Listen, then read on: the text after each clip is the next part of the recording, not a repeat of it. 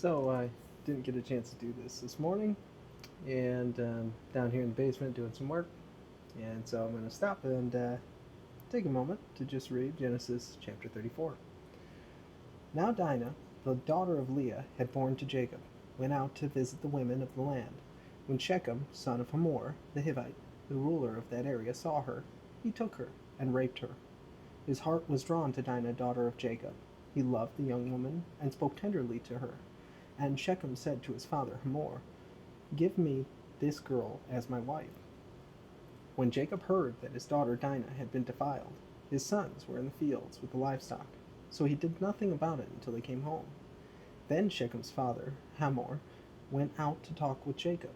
Meanwhile, Jacob's sons had come in from the fields as soon as they had heard what had happened. They were shocked and furious because Shechem had done an outrageous thing in Israel by sleeping with Jacob's daughter, a thing that should not be done. But Hamor said to them, "My son Shechem has his heart set on your daughter. Please give her to him as his wife. Intermarry with us. Give us your daughters and take our daughters for yourselves. You can settle among us. The land is open to you. Live in it, trade in it, and acquire property in it." Then Shechem said to Dinah's father and brothers, "Let me find favor in your eyes, and I will give you whatever you ask. Make the price for the bride and the gift I am to bring as great as you like, and I'll pay whatever you ask me.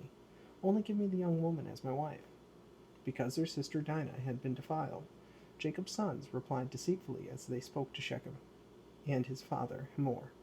They said to them, "We can't do such a thing. We can't give our sister to a man who is not circumcised. That would be a disgrace to us. We will enter into an agreement with you on one condition only, that you become like us in circumcising all of your males. Then we will give you our daughters and take your daughters for ourselves. We'll settle among you and become one people with you. But if you will not agree to be circumcised, we'll take our sister and go." Their proposal seemed good to Hamor and his son Shechem. The young man, who was the most honored of all his father's family, lost no time in doing what they said, because he was delighted with Jacob's daughter. So Hamor and his son Shechem went to the gate of their city to speak with the men of their city. "These men are friendly toward us," they said. "Let them live in our land and trade in it. The land has plenty of room for them. We can marry their daughters, and they can marry ours. But the men will agree to live with us as one people only on the condition that our males be circumcised, as they themselves are. Won't their livestock, their property, and all their other animals become ours? So let us agree to their terms, and they will settle among us." All the men who went out of the city gate agreed with Hamor and his son Shechem, and every male in the city was circumcised. 3 days later, while all of them were still in pain, two of Jacob's sons, Simeon and Levi, Dinah's brothers, took their swords and attacked the unsuspecting city, killing every male. They put Hamor and his son Shechem to the sword and took Dinah from Shechem's house and left. The sons of Jacob came upon the dead bodies and looted the city where their sister had been defiled. They seized their flocks and herds and donkeys and everything else of theirs in the city and out in the fields. They carried off all their wealth and all their women and children, taking as plunder everything in the houses. Then Jacob said to Simeon and Levi, "You have brought trouble on me by making me obnoxious to the Canaanites and the Perizzites, the people living in this land. We are few in number, and if they join forces against me and attack me, I and my household will be destroyed." But they replied, "Should he have treated our sister like a prostitute?" So that's a pretty rough chapter. And the things that stick out to me is the entitlement of Shechem, obviously, and the lack of concern for Dinah.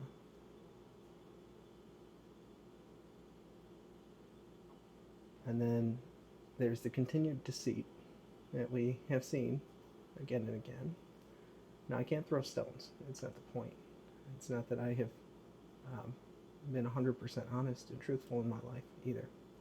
But it's interesting to see that starting with Abraham and all the way down, we continue to see this kind of deceitful dealing with people, and and an avoidance of conflict. We kind of see that changing as time goes on down the lineage. There seems to be um, more comfort with conflict and even an embracing of it by some in Abraham's lineage. And I think we'll continue to see more of that.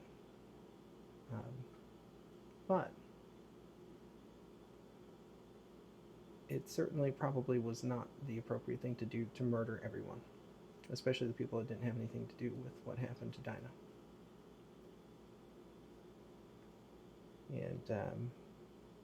And I only have so much to say about this chapter because it's a pretty rough one, you know. So anyway, Genesis chapter 34. See you guys tomorrow.